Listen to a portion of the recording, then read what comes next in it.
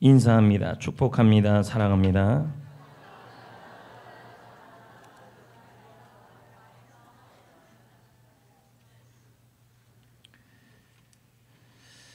시인 중에서 유시아라는 분이 계십니다. 이분의 시 중에 슬픔에게 안부를 묻다라는 시가 있습니다. 시 내용은 깁니다. 그러나 핵심만 정리해서 본다면 시 내용은 이렇습니다. 너였구나. 나디에서 숨어서 여우같이 나를 놀라게 했네. 나는 그냥 지나가려고 했는데 그만 너에게 들키고 말았네. 슬픔 바로 너였구나. 성도 여러분, 세상 누가 슬픔이라는 손님을 반가워하겠습니까? 세상 누가 슬픔이라는 손님과 안부 인사를 전하고 싶겠습니까? 오늘 이 자리에 있는 그 누구도 손님 중에서 이 손님만큼은, 슬픔이라는 이 손님만큼은 반가워하지 않을 것이며 그리고 멀리하고 싶을 것입니다. 그러나 우리 인생에 이 슬픔이라는 손님은 내가 오지 말래도 자꾸만 찾아오고 있습니다. 오늘 본문 말씀을 보면 슬픔이라는 손님이 찾아온 사람들이 등장합니다. 이들에게 어떤 슬픔이 찾아왔을까요? 오늘 본문 4절은 애통하는 자는 이렇게 시작합니다. 애통하다, 이 뜻은 슬퍼하다라는 뜻입니다. 사전에 보면 슬픔은 서럽거나 불쌍하며 마음이 괴롭고 마음이 아픈 상태를 슬픔이라고 합니다. 이 본문에 있는 이들은 왜 이렇게 슬퍼하고 있을까요? 이것을 이해하려면 당시 유대인들의 장례법을 이해해야 합니다. 당시 유대인들은 사람이 죽으면 7일 동안 주변 사람들이 찾아와서 위로를 해 주었습니다. 음식과 마실 것을 제공하여 위로해 주었습니다. 우리나라는 3일을 장례를 치르면서 장례를 당하는 사람 가정에서 음식도 준비하고 먹을 것도 준비하고 또 이것저것 다 준비하는데 유대인들은 애통하는 것이 너무 크니까 찾아오는 사람들이 돈 봉투를 들고 찾아오는 것이 아니라 먹을 음식, 장례 치를 음료 그런 것들을 들고 찾아와서 위로를 해 주었습니다. 이때 그 지역에 부자나 유력자 그리고 정치가들이 랍비들이 죽으면 사람들이 얼마나 많이 장례식에 왔는지 모릅니다. 그냥 오지 않았습니다. 많은 음식, 마실 것을 가지고 와서 유가족을 위로해 주었던 것입니다. 하지만 성도 여러분, 이 애통하는 자에 해당되는 사람들이 누구냐? 당시에 가난한 사람들이 있었습니다. 그들 중에서 특히 과부도 있었습니다. 과부가 나쁘다는 게 아니고 고아와 과부를 대표적으로 예수님이 하나님이 언급하는 것은 이들이 당시 시대에 그 누구도 찾아오지 않는 사람들 대상 중에 포함되는 사람들이 이 가난한 자와 고아와 과부였습니다. 이들은 아무것도 없었고 아무도 없었습니다. 그런데 이 가난한 사람들, 고아니까 아무도 없었겠죠. 주위에 아무도 없었겠지만 그래도 누가 아는 사람이 또 죽을 수도 있지 않겠습니까? 내가 누군가를 장례를 치러줘야 될 듯 있지 않겠습니까? 과부 같은 경우는 아들이 죽을 수도 있고 시부모님이 죽을 수도 있고, 그런데 자신들의 죽음에는, 그들의 죽음에는 아무도 사람들이 찾아오지 않는 것입니다. 유가족들은 자기의 사랑하는 가족이 죽었음에도 불구하고 그 애통함이 너무 커서, 그 고통이 너무 커서 먹을 음식도 마실 음식도 준비할 힘이 없었는데, 그런데 찾아오는 사람이, 가족을 잃어서 마음이 아픈 것도 너무 고통스러운데 찾아오는 사람이 한 명도 없는 것입니다. 위로해 주는 사람도 없습니다. 그래서 마음이 괴롭고 많이 눈물을 흘렸다고 합니다. 그럼 여기서 우리가 답이 나옵니다. 예수님이 말하는 애통한 사람이란 누굴까요? 너무 힘든 일을 당했어요. 그런데 아무도 그의 옆에 위로해 주는 사람이 없고 지금 당한 일이 너무도 힘든데 위로해 줄 사람이 없어서 서럽고 마음이 슬픈 사람을 말하는 것입니다. 관심을 가져주는 사람도 없어요. 자신이 초라하게 느껴지는 사람. 그래서 지금 여기에 힘든 일을 당했는데 여기서는 가장 힘든 일이 바로 가족의 죽음이죠. 너무너무 힘든 일을 당했는데 지금 이 자리에서, 지금 여기에서, 지금 거기에서 위로해 줄 사람까지 없는 사람을 바로 뭐라 그러냐면 애통한 사람이라고 표현합니다. 사랑하는 성도 여러분, 오늘 이 자리에 나온 여러분들에게 저는 묻고 싶습니다. 여러분은 언제 슬픔을 당하십니까? 여러분은 언제 서럽습니까? 여러분은 언제 서글픕니까? 여러분은 언제 눈물이 납니까? 성경에 보면 여러 가지 이유로 사람이 슬퍼할 때가 나옵니다. 그 첫 번째가 소원이 있는데, 참 간절한 소원이 있는데 그 소원이 이루어지지 않을 때, 그때 느끼는 것이 슬픔입니다. 그 대표적인 사람이 누구냐? 바로 성경 사무엘상에 나와 있는 한나라는 여인이죠. 그녀는 간절한 소원이 있었습니다. 하나님께 얼마나 기도했는지 모릅니다. 자녀를 얻는 것을 놓고 얼마나 많이 기도했는지 모릅니다. 그러나 그녀의 기도의 소원은 이루어지지 않고 있었습니다. 옆에 기도도 하지 않는 불이 나는 자식이 잘 들어서고 있었습니다. 이 모습 불이 나는 이런 한나를 향하여 비수 같은 말을 꽂아놓습니다. 네가 하나님께 기도하면 뭐하냐? 하나님이 도우심이 있기는 있냐? 네가 그렇게 열심히 기도해도 무슨 소용이 있느냐? 여러분, 한나는 지금 애절한 소원이 있는데 그 소원이 이루어지지 않아 슬픕니다. 슬픈데 옆에 있는 분인나가 그의 위로가 되어주지 못하고 그의 남편이 위로가 되어주지 못하고 있었습니다. 이걸 뭐라 그럽니까? 성경에서는 애통한 자라고 표현하는 것입니다. 지금 여기가 너무 슬프고 힘든데 내 옆에 나를 위로해 줄 사람, 찾아오는 사람이 없는 사람, 그 사람이 애통한 사람입니다. 사무엘상 1장 10절에 한나가 얼마나 마음이 힘들었으면, 그가 얼마나 슬펐으면 성경은 이렇게 표현하고 있습니다. 한나가 마음이 괴로워서 여호와께 통곡하였다. 이와 같이 우리는 간절한 소원이 있고 그 소원을 가지고 하나님께 기도까지 한 사람들입니다. 그런데 그 소원이 더디 이루어지고 있고 이루어지지 않고 있는 것입니다. 옆에 있는 사람들이 위로해 줘야 되는데, 안 그래도 마음이 슬픈데, 안 그래도 기도하다가 응답이 되지 않고 하나님 믿다가 응답이 되지 않아 너무너무 슬픈데 옆에 있는 분이 나가 위로를 해줘야 되는데 위로를 해주지 않은 것이었습니다. 그럴 때 간절한 소원이 있어 슬픈 일을 경험했을 때 그때 위로자가 없는 상황을 우리는 뭐라 그러냐면 애통. 그래서 여러분, 우리는 언제 슬픈 일을 경험합니까? 간절한 소원을 갖고 기도했는데 그게 응답이 안 될 때 우리는 슬퍼집니다. 또 여러분, 우리는 언제 슬퍼질까요? 오늘 이 자리에 있는 분들 중에서 여러분은 언제 슬프십니까? 성경에 보면 히스기야 왕이 슬펐다는 얘기가 나옵니다. 왜 슬펐을까요? 그는 병을 얻었습니다. 병의 고통이 그를 너무 힘들게 했고, 병의 고통보다 더 큰 고통은 그의 병이 불치병이었다는 사실이었습니다. 그는 원망스러웠습니다. 히스기야가 자신의 마음이 얼마나 슬펐는지를 열왕기하 20장 3절에 이렇게 표현합니다. 히스기야가 심히 통곡하였다. 오늘 이 자리에 있는 분들 중에서 나의 육신의 병, 또는 나의 마음의 병, 또 나의 가족 중에 누군가의 육신의 병, 마음의 병의 고통으로 슬픈 사람들이 있을 겁니다. 그 병이 너무 오래되었습니다. 어떤 분은 5년, 어떤 분은 최근에, 어떤 분은 10년, 그 오래된 병 앞에 너무 슬프고 고통스러운데 지금 여기에서 그 누구도 여러분을 위로해 주지 않고 있습니다. 이걸 애통이라고 표현할 수 있습니다. 또 여러분은 언제 여러분의 마음속에 슬픔이 찾아옵니까? 자녀 때문에 그렇습니다.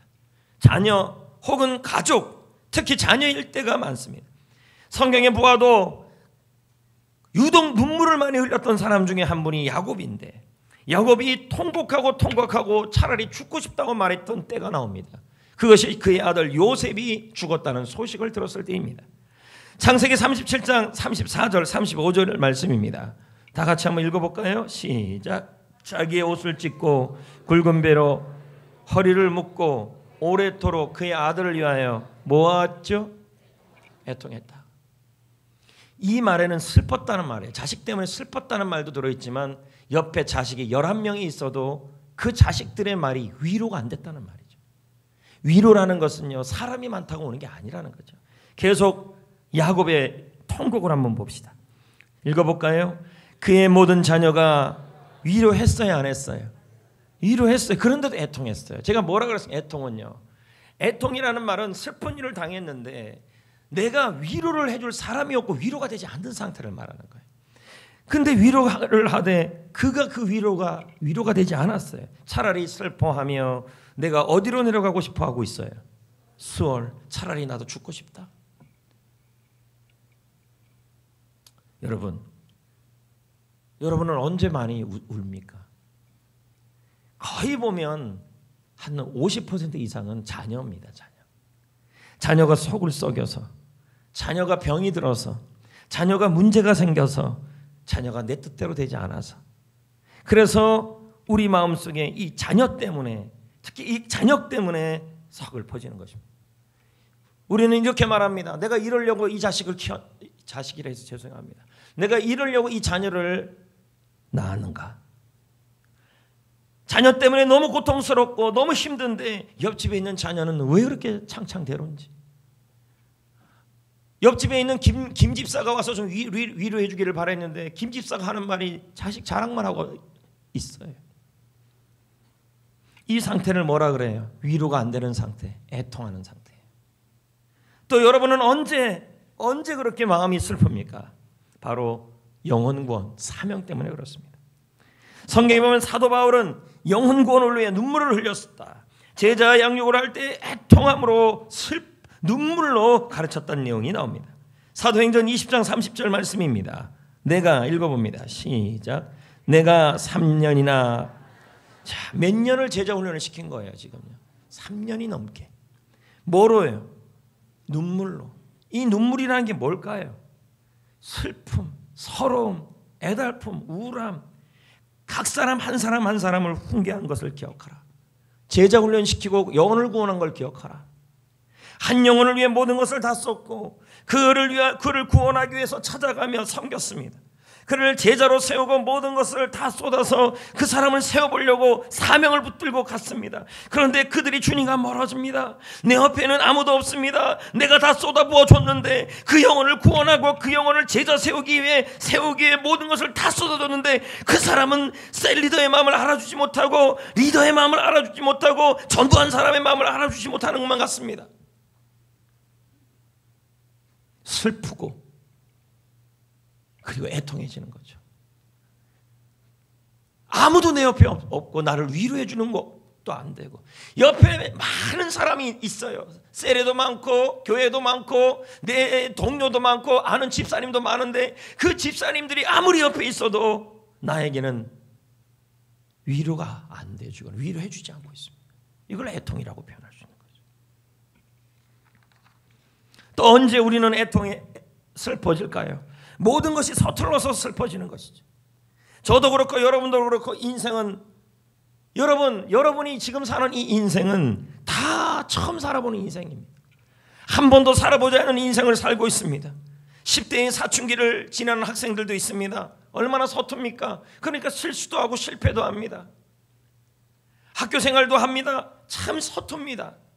공부도 합니다. 직장 생활도 합니다. 그리고 결혼 생활도 하고 각자의 나이대에서 10대는 10대로 30대는 30대로 여기 40대 50대 60대는 60대대로 처음 살아보는 나이대를 살아가고 있습니다. 서툴지요. 그러니 실수하지요. 그러니 실패하지요. 그러니까 어떻게 해요? 실수하고 실패할 때마다 자신을 자책하니 슬퍼지지요. 누군가 위로를 좀 해주면 좋겠는데 위로가 안 돼요. 사람은 내 옆에 많고 친구는 많지만 위로가 되지가 않아요. 이걸 애통하는 자라는 표현인 것입니다. 이와 같이 지금 여기에서 애통할 때가 있습니다. 애절한 소원이 이루어지지 않아요.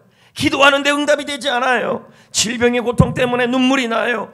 자녀 때문에 눈물 울고 있어요. 영혼 구원 사명 때문에 눈물 나고 애통하며 서글프고 우울하고 인생이 서툴러서 지금 내가 서툴러서 실패하고 실수해서 자신을 자책하며 나는 왜 이거밖에 안 되냐고 슬퍼할 때가 있어요.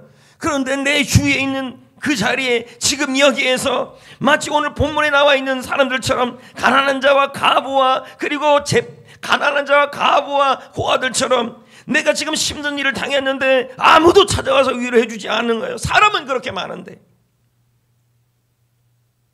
내가 지금 힘든 마음의 병을 앓고 있는데, 내가 지금 힘든 육신의 병을 앓고 있는데 다 힘들지 말은 하지만 진정한 위로가 되지 않는다는 그런 표현들을 지금 쓰고 있는 것입니다. 세상에 나 혼자만 있는 것 같고 나는 외톨이가 된 것 같습니다. 내가 지금 너무 힘들어서 슬픈데, 내가 지금 너무너무 힘겨워서 슬픈데, 자녀 문제 때문에, 영혼 구원 때문에, 사명 때문에, 인생이 서툴러서 질병의 고통 때문에 기도가 응답이 되지 않아서 슬픈데, 그런데 세상에 나 혼자만 있는 것 같고 그 누구도 한마디 위로의 말이 전달되지 않는다는 것이죠. 세상의 소망이 다 끊어진 것 같죠. 이때 나오는 말이 차라리 사는 것보다 죽는 게 낫겠다. 이규원 목사가 말합니다. 힘들어서 힘든 것이 아니다. 위로가 없어서 힘든 것이다. 아무리 힘들어도 위로가 있으면 이겨낼 수가 있다. 그런데 오늘 성경 말씀에, 마태복음 5장 4절 말씀에 이렇게 말씀해요. 애통하는 자는 복이 있나니. 너무너무 힘든 일을 겪어서, 그 누구도 너무너무 힘든 일을 겪어서 슬퍼하고 울고 있고 서럽게 울고 있는데 아무도 찾아와서 위로를 해주지 않는 자는 복이 있나니. 복이 있대요. 그들이 위로를 받을 것이라. 그들이 위로를 받을 것이다. 위로자가 없는 줄 알았더니 하나님께서, 예수님께서 위로자가 있을 것이라고 말하고 있는 것입니다. 바로 우리 하나님이신 줄 믿습니다. 위로하다, 사전의 뜻은 이런 뜻입니다. 남의 괴로움이나 슬픔을 달래주려고 따뜻한 말이나 행동을 베푸는 사람이다. 위로라는 무엇일까요? 바로 나의 괴로움을, 나의 슬픔, 그것 때문에 내가 지금 고통스러워하고 지금 여기서 너무 힘들어하고 있는데 아무도 내 옆에서 없는데 누군가 나에게 찾아와서 나의 괴로움을, 나의 슬픔을 달래주고 위로해주는 것이 바로 진정한 사랑이라는 것이죠. 근데 여러분들 중에 그렇게 힘든 사람들이 있다는 거예요. 성도 여러분, 오늘 이 자리에 무엇 때문에 지금 슬픕니까? 무엇 때문에 지금 눈물을 흘리고 있습니까? 하염없이 저절로 눈물이 나는 사람들이 있을 것입니다. 간절한 소원을 갖고 기도를 했는데 그 기도가 이루어지지 않은데 옆에 있는 분인나 집사님이 말합니다. 나는 기도 그렇게 하지 않는데도 기도 응답이 잘 되는데 너는 기도 그렇게 하는데도 응답이 안 되냐? 슬프게 만듭니다. 그 사람이 분인나 집사가 위로해주면 좋은데 위로를 안 해주는 거예요. 질병의 고통 때문에 나의 마음의 병, 육신의 병이 앓고 있어요. 아니, 그 병은 나만 알고 있어요. 마음의 우울증, 몸의 고통이 있는데 그 고통 중에 가족도 있고 옆에서 말을 합니다. 힘들지. 그런데도 이 병만큼은 내가 지금 안고 있는 거예요. 그러니까 너무 슬프죠. 좀 달래줘야 되는데 달래지지가 않아요. 자녀 때문에, 특히 이 사명 때문에, 영혼 구원 때문에. 그런데 오늘 본문 말씀에 주님께서 말합니다. 지금 그 누구도 네 옆에 위로자가 힘든 일을 당해서 네가 지금 슬퍼하고 어려워하고 지금 서글퍼 있느냐? 그래서 그 누구도 너에게 한 명이라도 위로자가 없는 자가 있느냐? 그런 자는 복이 있나니. 그런 자에게는 복이 있나니 그들에게는 하나님의 위로가 임할 것이라고 말합니다. 다른 위로가 아니라 하나님의 위로가 임할 거라는 거예요. 하나님의 위로. 하나님은 어떻게 위로하실까요? 본문을 한번 볼까요? 그들이 위로를 받을 것이라. 위로, 파라칼레오입니다. 여기서 파라클레이토스도 나오고, 하여튼 헬라어로 파라가 나오면 다 옆입니다. 파라칼레오, 위로. 이건 뭐예요? 우리 하나님께서, 우리 주님께서 지금 애통하는 자, 가난한 자, 과부, 고아처럼 그 당시에 힘든 일을 겪었을 때 아무도 찾아와서 힘든 일을 겪었을 때 슬퍼하고 있는데 아무도 그 사람에게 찾아올 조건이 없는 거예요. 유력자도 아니에요. 부자도 아니에요. 정치가도 아니에요. 랍비도 아니에요. 위로자 한 명도 없는데 주님이 뭐라 그럽니까? 애통하는 자, 그런 자는 복이 있나니 그들이 위로를 받을 것이다. 내가 그들을 나의 곁으로 부를 것이다. 이게 은혜예요, 여러분. 은혜라는 건요, 조건이 있어 부르는 것이 아니라 다가갈 조건이 없는데 다가가는 게 은혜예요. 사랑이에요. 가끔 이런 분들이 있어요. 내가 이렇게 힘든 일을 겪고 있는데 자신을 자책하면서 나는 벌받아 마땅하고, 나는 지금 애통하고 슬픈 일을 당해서 마땅하고, 나는 또 지금 이 상황에서 고통받아 마땅하는 나같이 자격 없는 자에게, 그래서 너무너무 자격 없는 자에게 나는 위로도 사치다라고 말하는 사람이 있어요. 그러나 주님은 지금 뭐라 그럽니까? 가난한 자, 고아, 과부, 성경에서 가장 조건이 없는 대상들을 향하여 힘든 일을 당했을 때 슬퍼하고 애통하고 위로자가 없는 그들에게 주님이 말합니다. 내가 그들의 위로가 될 것이다. 내가 그들을 나 자신에게 부를 것이다. 내가 그들에게 다가갈 것이다. 그리고 그들의 눈물을 닦아줄 것이다. 조건으로 가는 게 아니라 우리가 하나님의 자녀이기 때문에 그렇습니다. 계시록 7장 17절은 말합니다. 하나님께서 그들의 눈에서 모든 눈물을 씻어주실 것입니다. 모든 눈물을 씻어주실 것입니다. 할렐루야. 왜 우리 예수님은, 왜 우리 하나님은, 특히 우리 예수님은 이렇게 애통하는 사람의 눈물을 닦아주시고 싶어 하실까요? 왜 예수님은 그렇게 힘든 일을 겪었을 때 아무도 그 옆에서 힘이 되어주지 않을 그때에 있는 그 사람을 가까이 하려고 그러실까요? 그들을 외면하지 않고 오히려 그 사람에게 더 다가가실까요? 우리는 말할 수 있습니다. 은혜라고요. 무조건적 사랑이라고요. 조건이 없어서 사랑하는 사랑이라고 표현할 수 있습니다. 그러나 그거 이전에 이런 것도 설명할 수 있습니다. 우리 예수님이 직접 이 애통함을 경험해 보셨기 때문이에요. 여러분, 우리 예수님이 이 땅에 오셨습니다. 이 땅에 오시고 나중에 나이가 들어가면서 가족과 친척들이 예수님을 외면하기 시작합니다. 예수님이 힘든 십자가의 사건을 지고 있을 때, 세상에서 가장 힘든 십자가를 지고 가고 있을 때, 그 옆에서 누군가 예수님 그 힘든 일을 겪고 있을 때, 슬퍼하고 있을 때, 예수의 슬픔이 아니라 바로 나의 슬픔을 지고 가고 있을 그때, 슬퍼하고 있을 때 누군가 예수님 곁에 와서 예수님을 위로하는 사람은 한 명도 없었습니다. 십자가도 혼자 졌고 혼자 우셨고,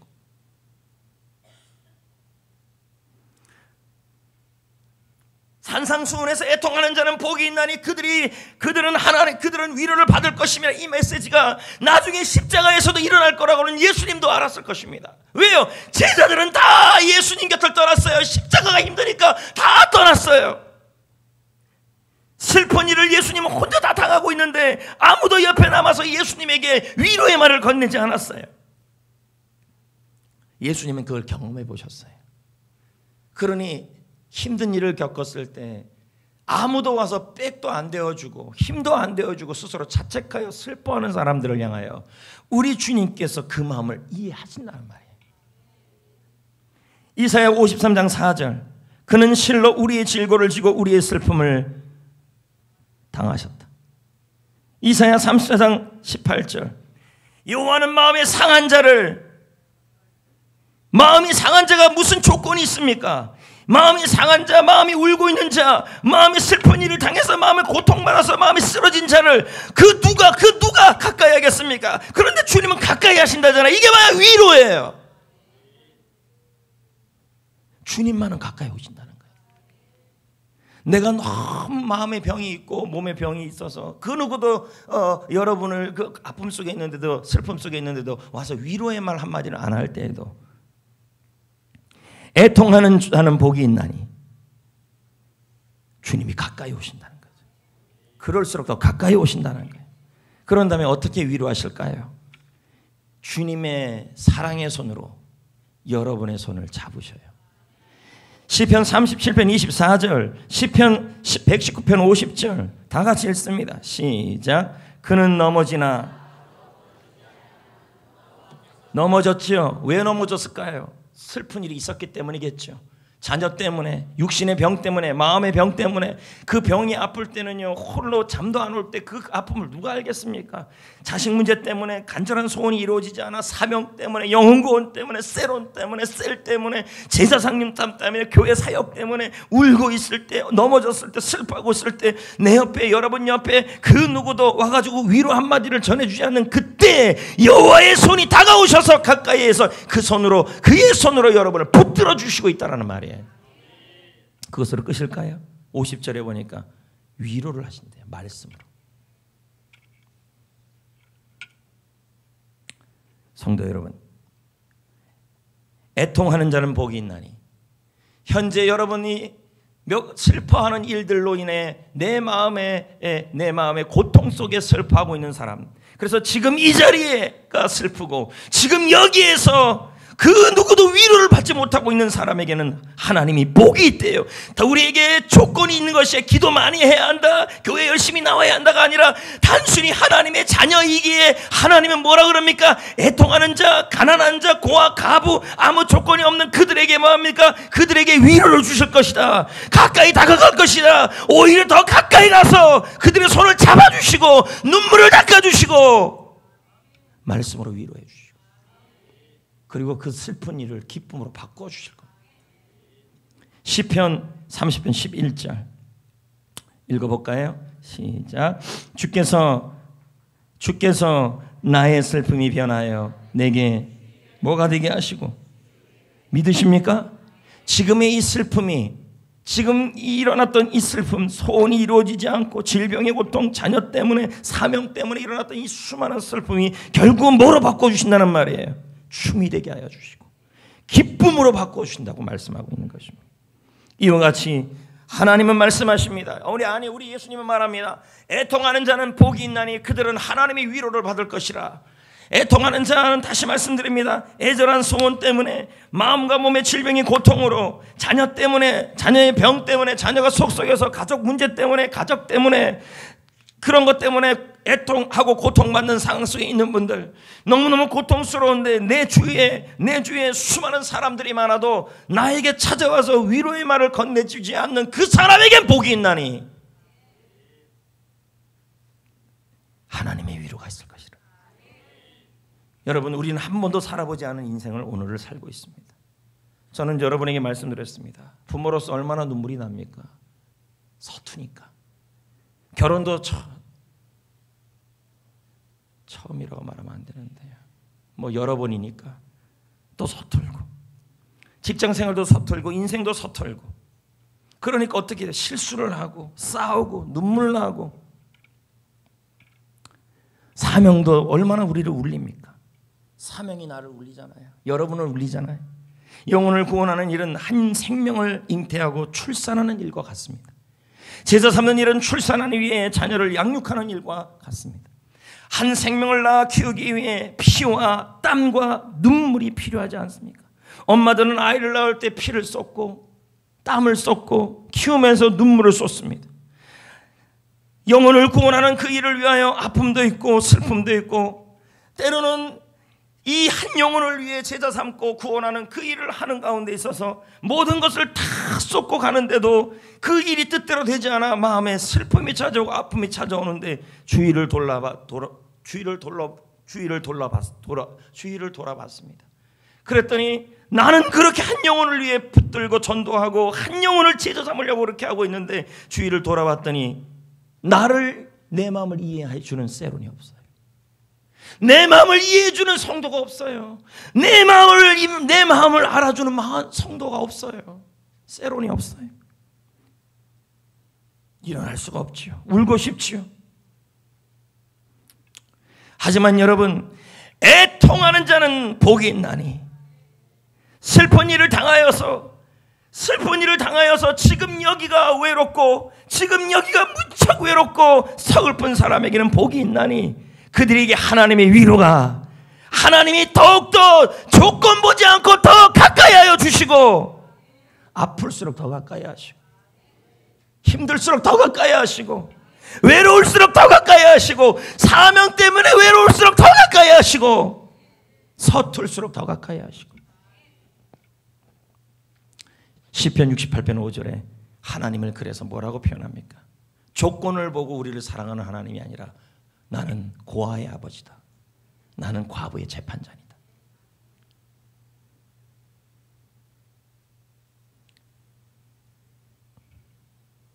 시편 34편 18절도 말합니다. 하나님은 마음이 상한 자를 가까이 하신다.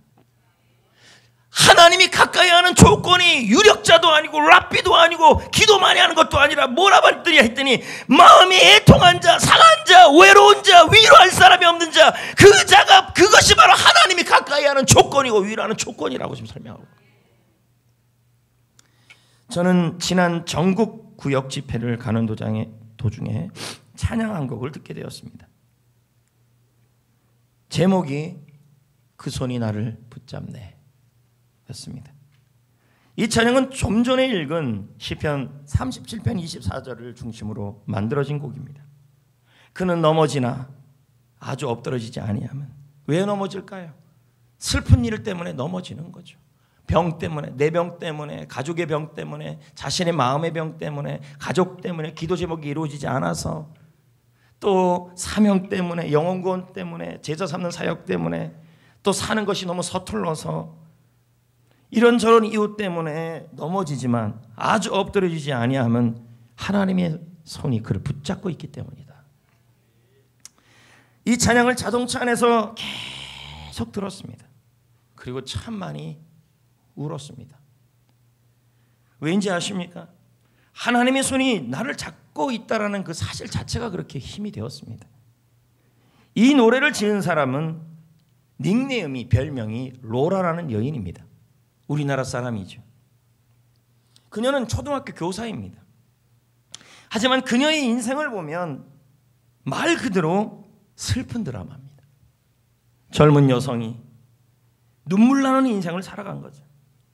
그녀의 아버지는 빚에 쫓기다가 그만 목을 메어 자살을 하게 됩니다. 이제 그녀는 힘든 일을 당했음에도 불구하고, 이렇게 힘든 일을 당했음에도 불구하고 그녀를 위로해 줄 사람이 없어요. 이걸 뭐라 그래서 제가 애통이라 그랬잖아요. 그녀 옆에 남아있는 사람, 그녀를 보호해 줄 사람, 그녀를 위로해 줄 사람. 그녀의 아버지가 목매달아 자살해서 죽었을 때 그 장례식에 얼마나 많은 사람들이 왔겠습니까?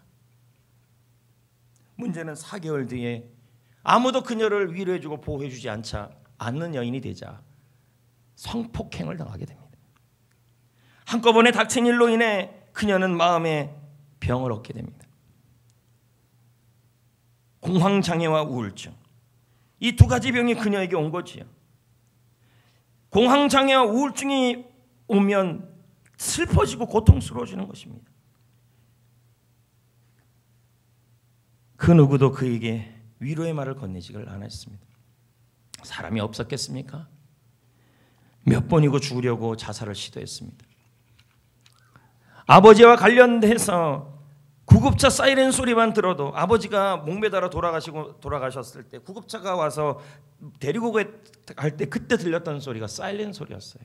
근데 이 소리만 들으면 고개가 돌아가는 틱발작이 일어나기 시작했어요. 그리고는 거리를 걸어 다니는 게 두려워요. 왜? 앰뷸런스 소리만 나면 주저앉아 버리니까. 애통하는 자, 인생에 일어나는 슬픈 일로 인해서 애통하는 자가 되었고 그 누구도 그에게 위로가 되지 못했습니다. 그러던 중에 2017년 교회에 누구의 소개를 받아 나가게 되었죠.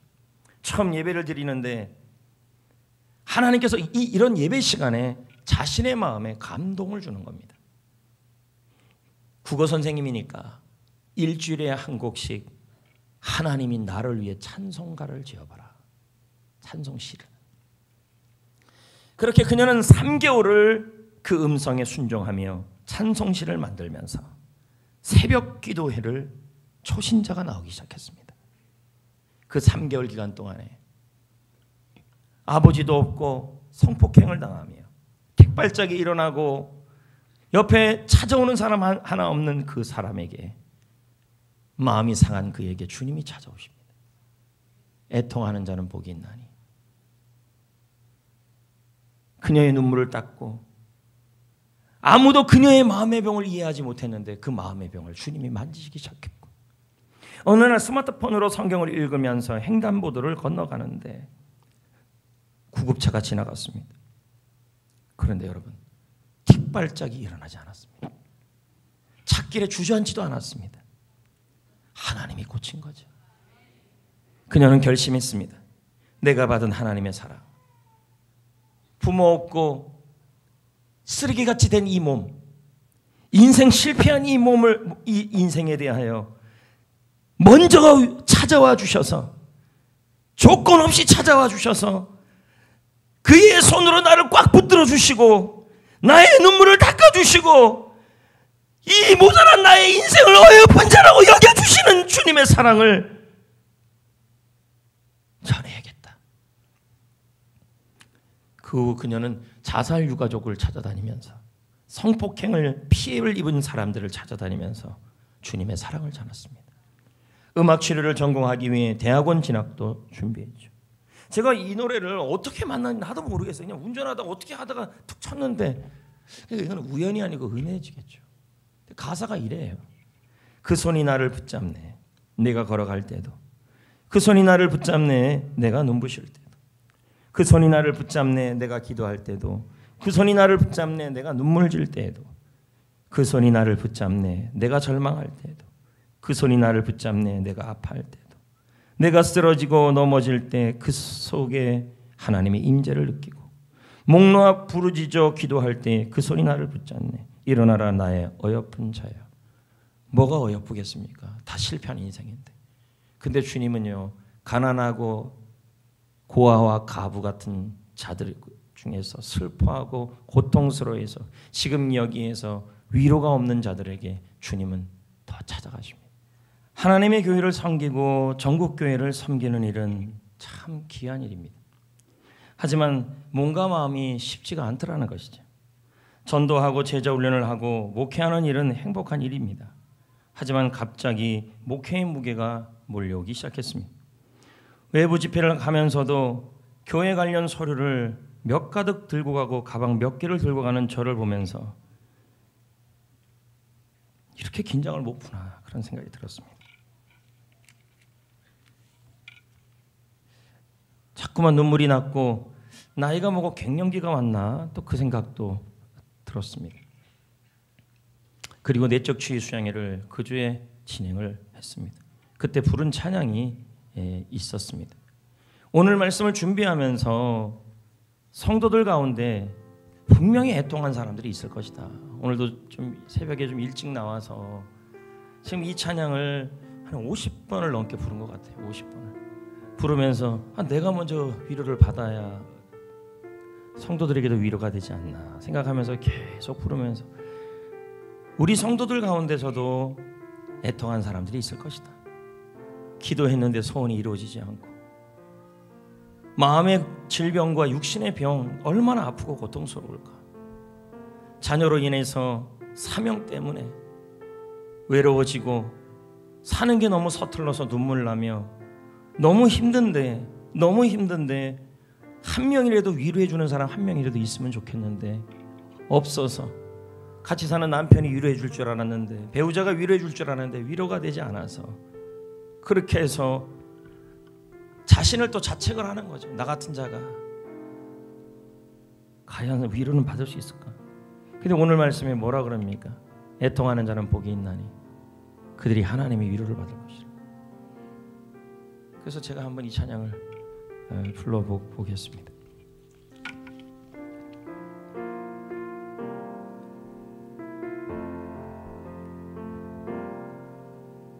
주 나의 모습 보네, 상한 나의 맘 보시네. 주 나의 눈물 보네, 홀로 울던 맘 아시네. 주 나의 모습 보네, 상한 나의 맘 보시네. 주 나의 눈물 보네. 홀로 울던 맘 아시네. 세상 소망 다 사라져가도 주의 사랑 끝이 없으니 살아가는 이 모든 순간이 주 은혜임을 나는 믿네. 주 사랑 내게 그 사랑이 날 채우네. 주 은혜 내게 있네. 그 은혜로 날 세우네. 세상 소망 다 사라져가도 주의 사랑은 끝이 없으니 살아가는 이 모든 순간이 주 은혜임을 나는 믿네. 다 같이요. 세상 소망, 세상 소망 다 사라져가도 주의 사랑은 끝이 없으니 살아가는 이 모든 순간이 은혜임을 나는 믿네. 애통하는 자는 복이 있나니 위로받지 못하는 사람은 복이 있나니 그들이 하나님의 위로를 받을 것이라. 하나님이 손을 잡아주실 것이고 슬픔이 기쁨으로 바뀔 것입니다. 주님이 그 눈물을 닦아주실 것입니다. 그러므로 하나님의 위로하심을 기대합시다. 그리고 지난주 설교 그대로입니다. 지금 여기에서 진지하는 것은 지난주고요. 억울할 때, 슬플 때는 지금 여기에서 춤을 추듯 살아갑시다. 시편 35편 9절, 데살로니가전서 5장 16절은 이렇게 말합니다. 내 영혼이 그의 구원을 기뻐하리로다. 하나님의 위로하심을 기대하라는 거죠. 춤을 추듯이 항상 기뻐하라. 지금 여기에서. 우리는 그렇게 얘기합니다. 하나님의 위로가 임할 때까지 지금 여기에서 계속 불행하게 지낼 것이라. 그러나 주님은 그렇기를 원치 않습니다. 팔복의 기쁨은 지금입니다.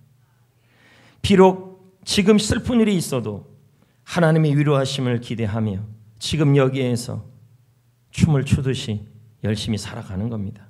왜 제가 자꾸 춤을 춘다는 단어를 쓰냐면 이건 아들러의 심리학 때문에 그렇습니다. 이 아들러는 지난주에도 제가 말씀드렸지만 인생을 키네시스 인생과 에네르게이아 인생으로 구분해요. 키네시스 인생에 대한 얘기를 하면서 아들러가 하나 더 비유를 설명하는데 인생은 마라톤이라고 비유를 합니다. 여러분, 인생이 마라톤이라고 그러면 키네시스 인생으로 본다면 완주하지 않으면 그 인생은 실패한 것입니다. 가끔 목회자들이 저한테 그런 말을 합니다. 권준호 목사님, 목회는 마라톤입니다. 자, 이렇게 되면 인생은 뭐예요? 제가 목회를 완수하지 못한다면, 쉽게 말하면 70세 정년 퇴직을 못하고 중간에 순교해서 북한에서 죽어버린다면 저는 인생을 승리한 게 아니라게 되는 것입니다. 그리고 짐 엘리엇이 29살에 에콰도르에서 식인종에게 창에 맞아 죽었다면 그의 인생은 정년퇴직을 못했기 때문에 그의 인생은 실패했다고 보는 것이죠. 여러분, 인생이라는 것은 완주를 못하면 미완성이 되게 된다라고 말하는 게 바로 인생은 마라톤이라고 보는 케네시스 인생의 모습입니다. 애통한 일이 왜 없겠습니까? 살다 보면 사명 때문에, 가족 때문에 결혼의 마라톤을 완주하지 못한 사람도 있습니다. 직장의 마라톤을 완주하지 못합니다. 사업의 마라톤도 완주하지 못합니다. 가정의 마라톤도 완주하지 못하고 사역의 마라톤도 완주하지 못한 사람들도 비일비재합니다. 그러면 그런 인생들은 다 실패한 인생이냐는 것이죠. 여러분, 인생은 케네시스로 보면 안 됩니다. 인생은 에네르기아로 봐야 합니다. 에네르기아로 본다는 말은 두 가지로 아들러가 비유합니다. 첫 번째는 인생은 춤이다. 여러분, 춤을 출 때는 목표를 두고 추지 않습니다. 순간순간 즐겁게 즐깁니다. 즐겁게 열심히 춥니다. 마치 인생도 이와 같아야 된다는 것입니다. 인생도 지금 여기에서 춤을 추듯이 하나님의 위로하심을 기대하며 사역도 춤을 추듯이 즐기면서 자녀를 키우는 것도 하나님의 위로하심을 기대하며 지금 여기에서 춤을 추듯이 뭔가를 이루려고 사는 것이 아니라 지금 여기에서 하나님의 위로하심을 기대하며 춤을 추듯이 성실하게 살아가면 어느 순간 춤 실력이 늘어져 있습니다. 이 말은 어느 순간 목적지에 도달하 있다는 말입니다. 목적지에 도달하기 위해 살지 마시고 지금 여기에서 하나님의 위로하심을 기대하며 춤을 추듯이 살아간다면, 기뻐하며 열심히 살아간다면 어느 순간 소원이 이루어져 있을 거라는 말입니다.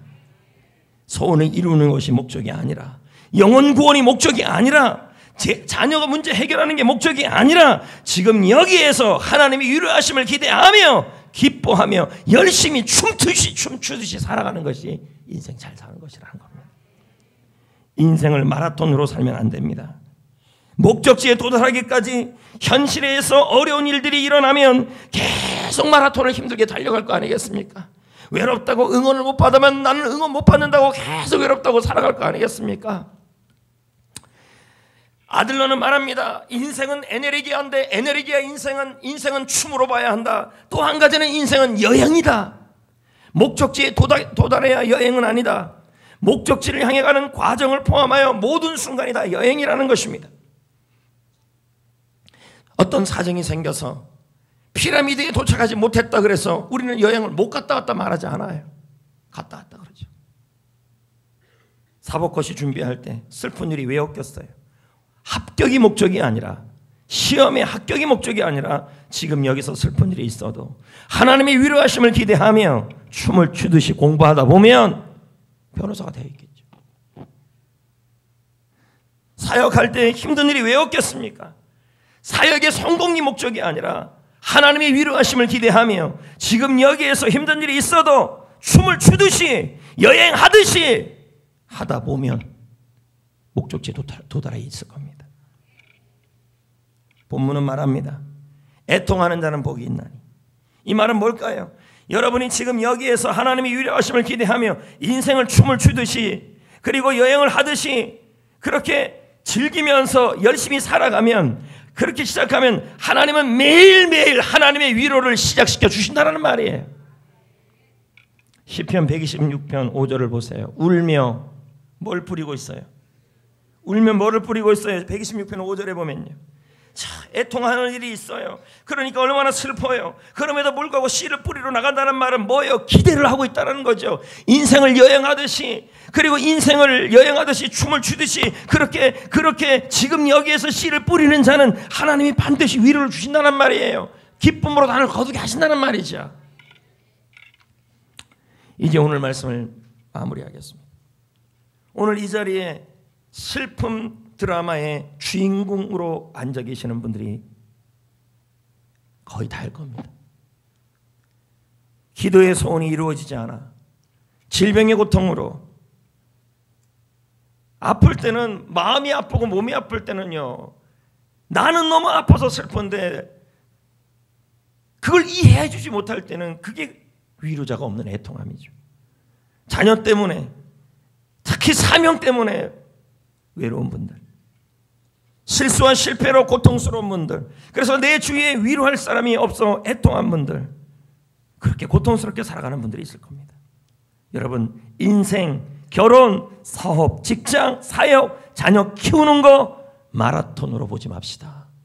완수하려고 하지 마시고, 완수 못하면 내 인생 실패한 겁니까? 되는 것이 되지 않습니까? 그러면 여기가 행복하지 않습니까?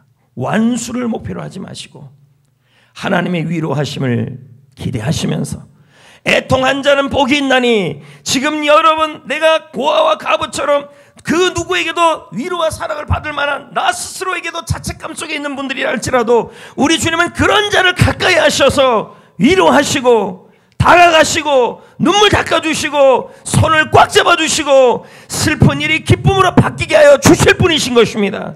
그 하나님의 위로하심을 기대하며 지금 여기에서 여행하듯이 춤을 추듯이 열심히 살아갑시다.